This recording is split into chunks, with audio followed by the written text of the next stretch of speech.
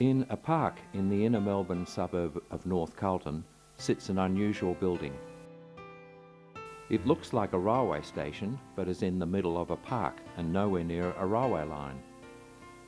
It is in fact an old 19th century railway station, but what is it doing in the middle of a park?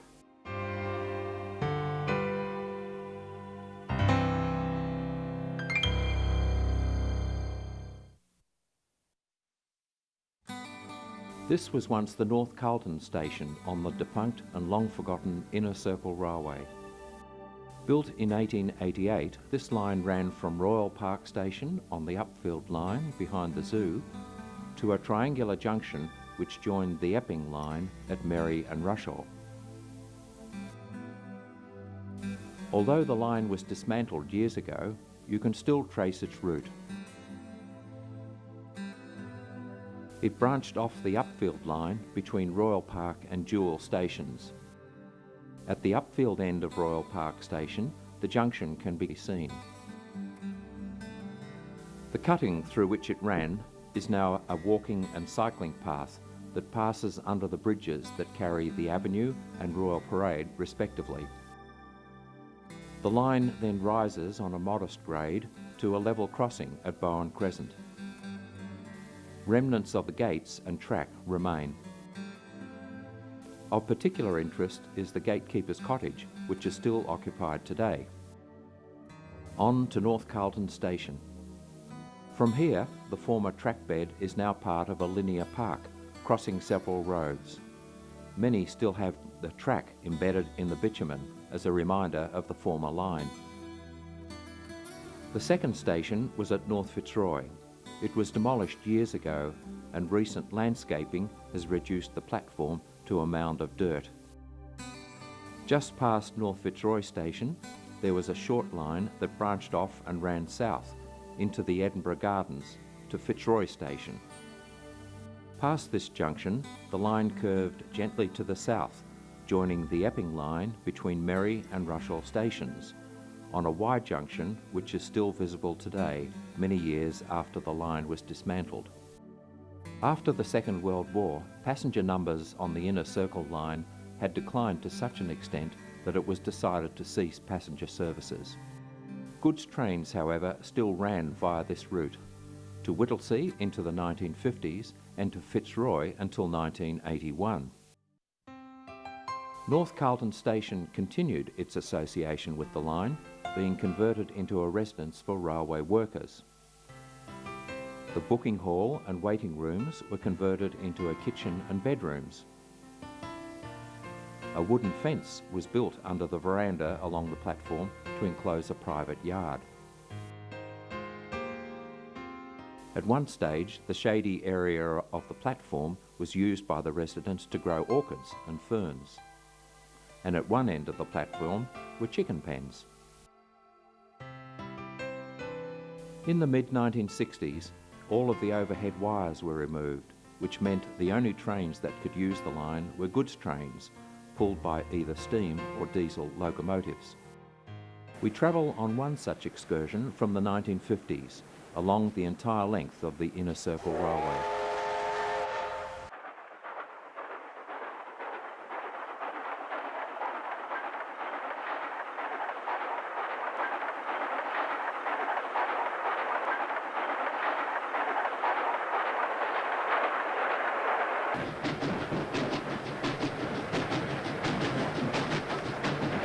Past the gatekeeper's house, the North Carlton Station, with its fence enclosing the platform.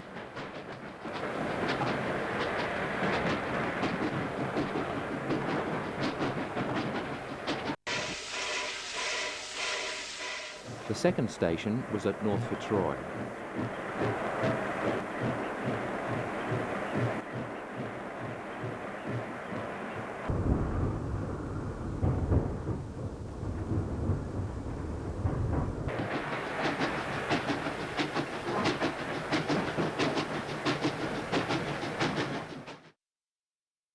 By 1970, the passenger services had long ceased, and the only trains that used the line were the weekly goods trains and the occasional steam excursion. The station building at North Carlton, however, remained occupied by a railway worker. The land surrounding the station, however, was vacant and largely unused. There were those who had their eye on this vacant land. One of these was the Princess Hill High School. In February 1970, its main building was extensively damaged by fire. The only way that the school could continue to operate was if it could obtain a large number of portable classrooms and locate them somewhere nearby. After some negotiation with the railway commissioners, the railway land was made available.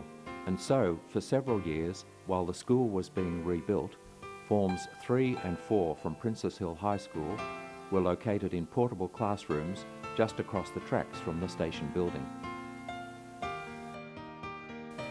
There were others eyeing off the land. Local residents wanted it turned into a park, but a developer had other ideas. A contemporary film entitled The Struggle was produced by the Victorian Labour College to tell the story. Land, 2 acres of it, a common sight in many Melbourne suburbs. But this is North Carlton, old and densely populated, an area where land for new development is scarce, an area where the Melbourne City Council requires that any new development be residential. Yet here, Reg Rayner, a spec builder, is erecting a warehouse which he plans to lease to Kimberley-Clark, manufacturers of Kleenex tissues, and the Melbourne City Council is powerless to intervene. The land is Railways property, leased to Rayner, and therefore exempt from municipal zoning regulations. Local Government Minister Rupert Hamer declined to take action to secure the land for more appropriate use. Outraged at the inability of the Council and the unwillingness of the Government to preserve the land for the community, the citizens appealed to the unions. This was done when the Carlton Association, through Melbourne Councillor Hardy, asked the unions to assist. Union officials examined the land and immediately declared the warehouse construction black. Since this time, the unions have kept the land under constant surveillance. Here on the disputed land with us today is Norm Gallagher, General Secretary of the Australian Building and Construction Workers Federation. Norm, can you tell us what's going on here today? Yes, we understand that there will be an attempt made by Mr. Rayner to commence work on the site, and we're up here today organising a picket line. In view of the shortage of time now, do you think he's got much chance of completing the warehouse before the due date, sometime in June?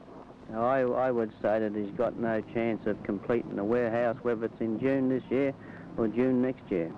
Well, what do you estimate is his idea in starting work here at all, then? His idea is to put pressure on Kimberley-Clark to get greater compensation for not going on with the job. But he's already been offered a fairly substantial sum of some $50,000, I understand. Yes, he's been offered $50,000 plus an option to build Kimberley-Clark a warehouse on another piece of land in an industrial area. He's wants $115,000 plus to keep the lease of the land. Has he made any suggestions as to what he intends to do with the land? No, we've got the idea is that he intends, once he's able to settle with Kimberley-Clark, is to try to lease it to the Melbourne City Council at an exorbitant price. And the Railways Commissioners haven't made any comment on this as yet? Well, we understand that Mr. Rayner has been told that he can, they will not hold him to his lease. But it appears that he has every intention of maintaining the lease in order to lease the land to Melbourne City Council, then?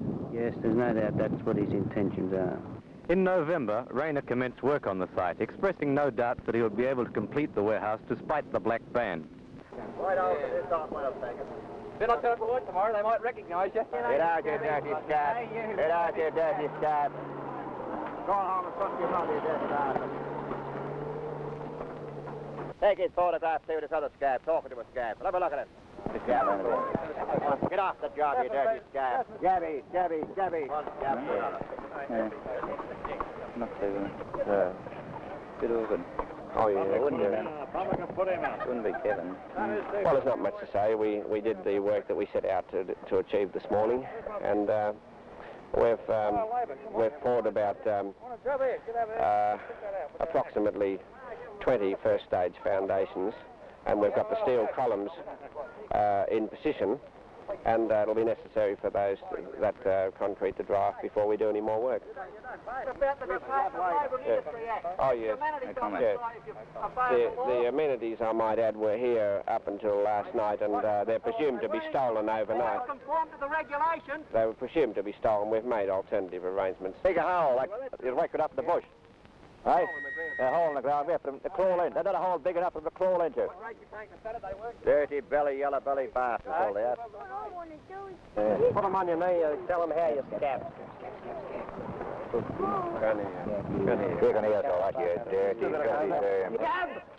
It appears that I've got trouble with the unions, and yet I haven't transgressed any union rules. I only employ subcontract labour, and it would appear that the unions have taken it upon themselves, I understand at the behest of the Carlton Association, to use the union members to make this construction very difficult. We're committed to the job. We give it away, as it's been termed we should do by the unions.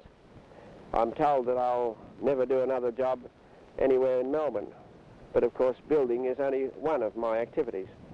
Now, we have a piece of land here that's zoned for railway purposes.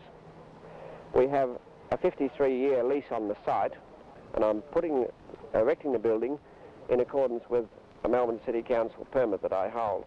I think it's a public disgrace that certain Melbourne City councillors, against their own bylaws and regulations, see fit to buy into this fight. The Melbourne City Council had no alternative but to give us the permit, and the decision once made, validly made, shouldn't be interfered with. In the past, unions have been reluctant to enter into matters not directly related to the wages and conditions of their members. Now, progressive unions tend to have wider concern. Yeah, well, there's one thing that we're really certain on. As far as this union is concerned, is that we're not prepared to see good parkland, especially in the working class areas, being taken over by such people as Rayner, who is only going to use it from the point of view of making capital and making profit out of it. They're trying to sort of make me out to be a big bad wolf. But in actual fact, it's not me they should be protesting about. If they don't like the system, then they should be going to the right places to try to change it. So it's far easier for the unions to frighten a firm like, say, Civil and Civic than it is to frighten me. They've got to have cooperation from the unions. I don't.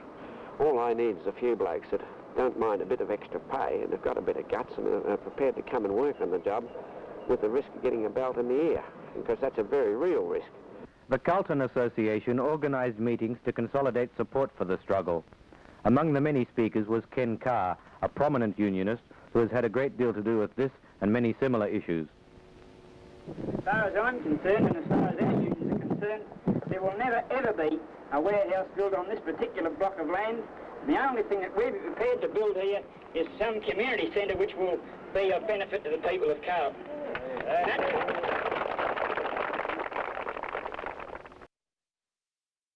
The dispute was about to take a dramatic turn.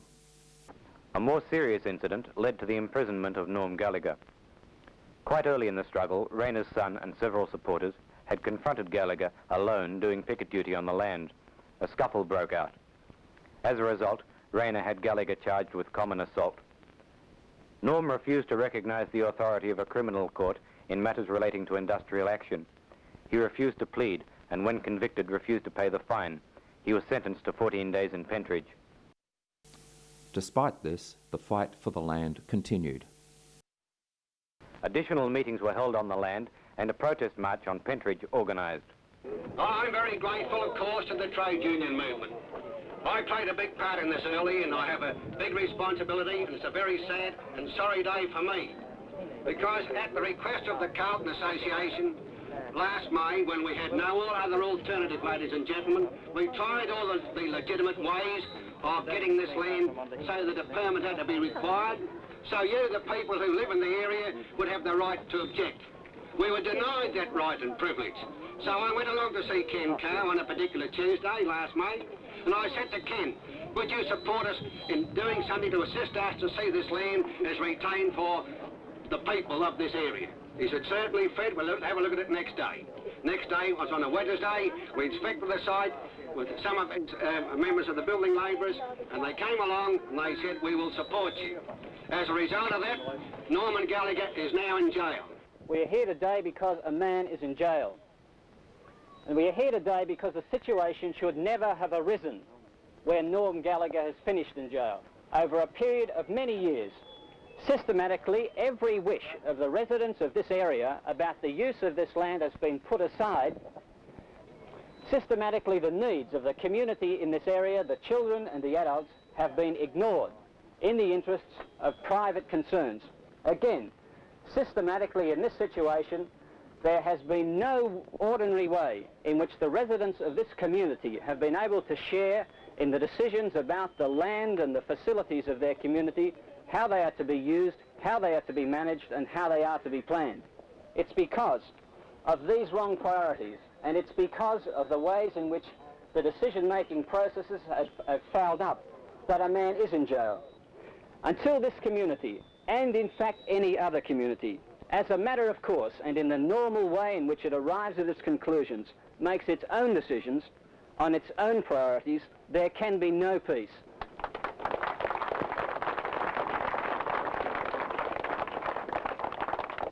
Despite the fact that Kleenex want to withdraw from the deal and have offered him reasonable compensation, Rayner appears determined to go ahead with the construction. 3 months have elapsed since Rayner first poured his foundations. No work has been undertaken since that date. It now appears unlikely that Rayner will be able to erect the warehouse before the expiry date of his contract with Kleenex.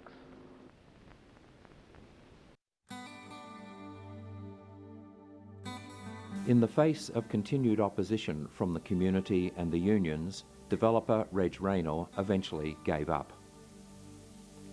Instead, plans were put into place to turn the disused railway land into a linear park. By the late 1970s, with the dispute over the warehouse now history, and the transformation of the railway land into a park underway, local community groups began to take an interest in the old station building and its potential as a neighbourhood house. One of the key figures in those early days was Martin Brennan, who now takes up the story. In the North Carlton Railway Station came out of the Princess Hill School Park Centre and the Monte More Bocce Club. The Princess Hill School Park Centre was a community education program supported by the high school, the primary school and the Melbourne City Council. Thus Park, Princess Park, was part of the community education program, and I was the community education officer, and I'd met with the president of the Monte More Bocce Club, Mr Vince DeMace, who was, the bocce club was playing bocce on Princess Park, so we had an immediate sort of interest in each other. But we also had independently looked at the railway station. We looked at it from the school park centre point of view as a neighbourhood house, as a place where we could bring people from around the community who may not necessarily feel as comfortable in the high school or the primary school or those institutions, but might like a sort of more neighbourhood location and place to go. And the bocce club were looking for a club room. I mean, they needed a club room and they needed a big barbecue. They needed a place where their members could sit around and talk and have their families, their wives and their children around with them. For me, and not being a builder and not being a person who necessarily could see what could result from a building, I could feel that the building could have activity. I mean, it was set in a sort of a parkland, and the park had been saved from any development of building development. So we had this building set in a very nice environment. And so I could see that it had some connection to the public housing estate over the road and to the primary school and to the high school and the local community. It was also a building that was sort of iconic because it had such a history. I mean, it had been a railway station. I mean, people came here to get on a train and go somewhere. We first of all had to acquire the building before we could touch the building in a sense, and Vince and I spent many hours wandering around the building looking at just the very poor state it was in and realising that it would need need a lot of people, builders, people who could actually do the repairs that were needed. The Montemore Bocce Club was made up of builders, concreters, people who actually used their hands to build buildings around this city, around this area. So the combination of the school park centre with some political clout and with some contacts and networks, together with the Bocce Club with plenty of brawn, plenty of building experience, plenty of cement, plenty of ideas about how they could fix it, they were the ones that put in their time, free of charge, many of the building materials that were used to bring the building to a point where people could walk into it safely and feel like they had a roof and a floor and windows. They contributed a great deal of that sort of material to fix the building up. In April 1984, we decided we needed a grand opening. We'd been struggling to get the state government to actually hand over the railway station for official neighbourhood use, but we realised that we had to move because people were becoming very interested and really wanted to come and be around the building, and also we wanted to get our fingerprints on it. We wanted to get the community to get its hands into the building. It's to give the building some sense of what people could do with it. We wanted people to talk about the building, how they'd like to see it being used. So the grand opening was unofficial, but we still call it a grand opening. We had a reasonably good crowd. I mean, people came and the band played and people had a barbecue and we had some drinks and played bocce. The kids ran around. People talked about how the building could be used in the future, but the heart of the building, the soul of the building was starting to be revived, and I think that's what people came to the grand opening for. It was not until 1990 that the neighbourhood house was fully functioning on a secure financial footing and with ongoing programs. Today, the building has been fully renovated inside and out. The area around it has been landscaped. On one side there is a children's playground, and on the other bocce courts with their own modern club rooms.